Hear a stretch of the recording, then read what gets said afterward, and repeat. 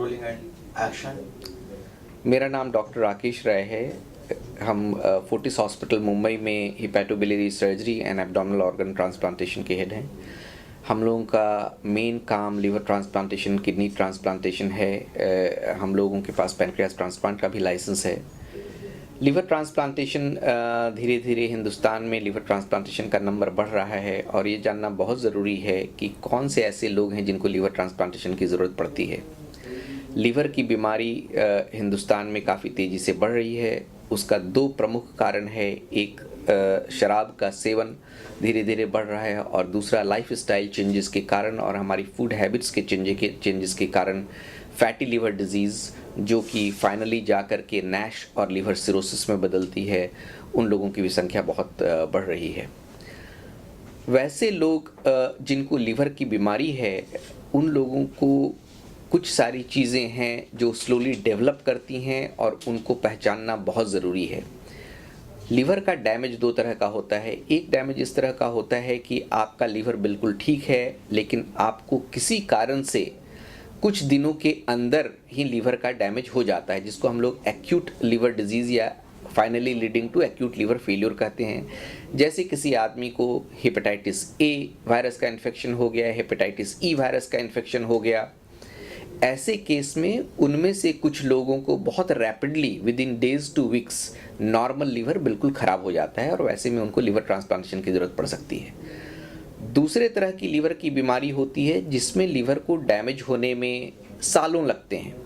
जैसे जो लोग शराब का सेवन करते हैं, जिनको हेपेटाइटिस बी है, जिनको हेपेटाइटिस सी है, जिनको फैटी लीवर डिजीज़ है, और भी बहुत सारी ऐसी बीमारियां हैं जो धीरे धीरे लीवर को ख़राब करती हैं। और एक समय ऐसा आता है जब आपका लीवर काम करना पहले से बहुत कम कर देता है और लीवर का स्ट्रक्चर बिल्कुल चेंज हो जाता है, लीवर हार्ड हो जाता है, इरेगुलर हो जाता है। ऐसे लीवर को हम लोग सिरोसिस कहते हैं।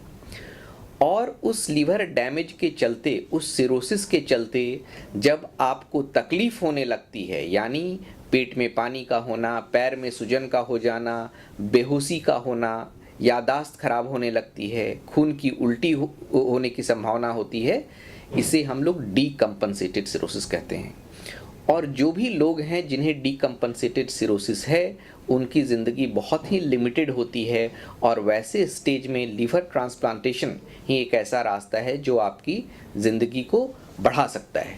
तो ऐसे सारे लोगों को लिवर ट्रांसप्लांटेशन के बारे में ओपिनियन लेना बहुत ज़रूरी है।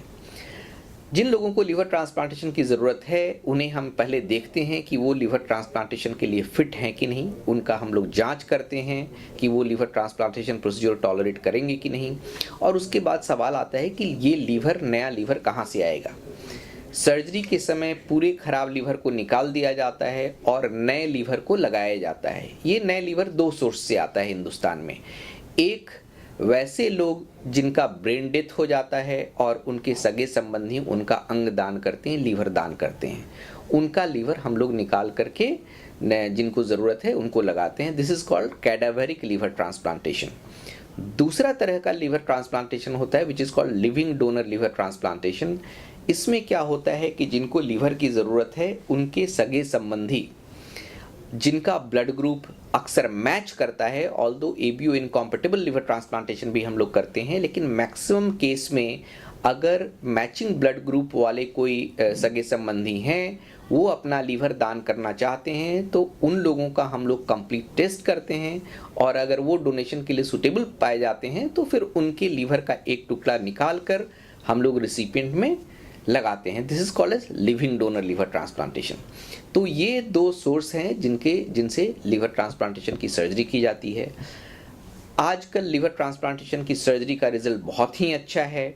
अगर आप 5 साल देखें तो 5 year survival after liver transplantation is almost close to 80%।